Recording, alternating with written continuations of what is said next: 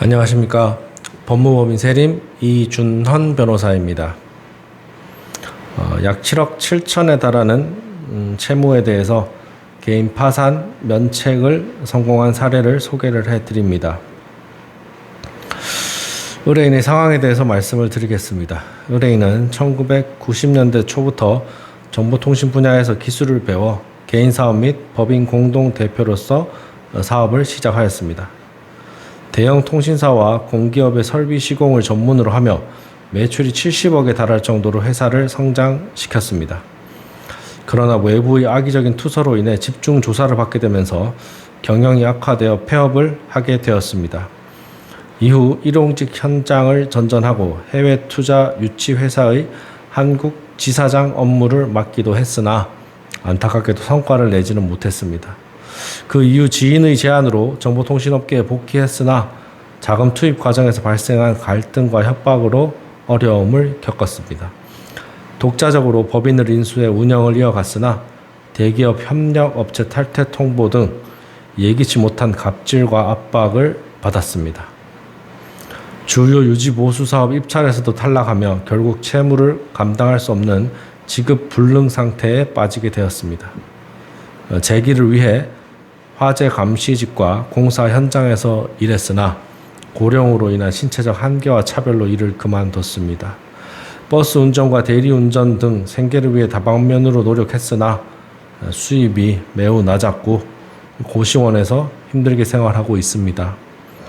기초생활수급자 신청 후 결과를 기다리는 중에 파산 면책 사건을 진행하게 되었습니다. 이러한 상황에서 파산 면책을 통해 상황을 정리하는 것이 꼭 필요한 상황이었습니다. 부채 증명서의 발급에 대해서 말씀을 드리겠습니다. 파산 면책 사건을 시작하기 위해서는 우선 부채 증명서를 발급받아야 합니다. 당사자가 채권자마다 하나하나 받아도 되지만 대행하여 준 업체도 많이 이용하고 있습니다. 부채 증명서는 각 채권자별로 현재 남아있는 채무 액수를 기재한 서류입니다. 기관마다 양식은 다양하지만 기재되어 있는 일반적인 내용은 대동소이합니다.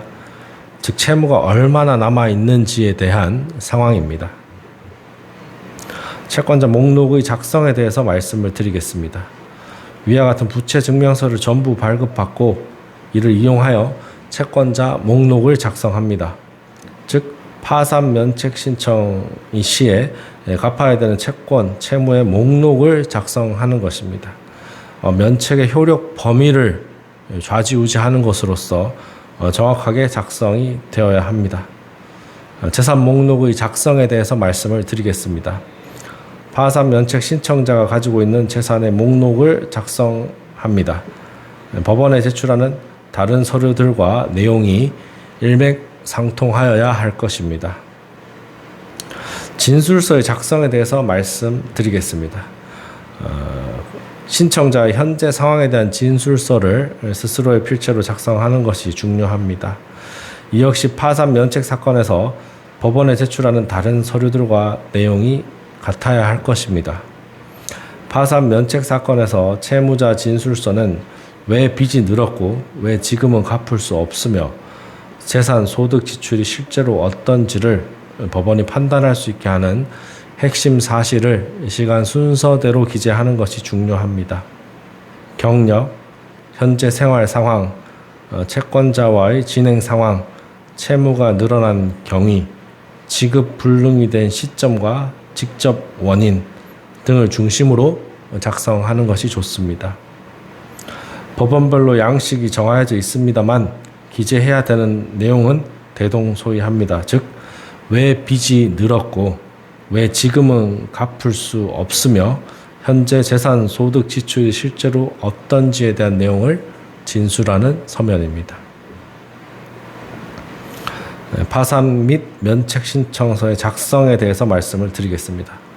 관할 법원을 기재하고 신청 취지와 신청 이유를 기재하여 제출합니다. 개인 파산 면책에 대해서 고민하고 있으신 분에게 이 영상이 도움이 되기를 희망합니다. 이상 법무법인 세림 이준헌 변호사입니다.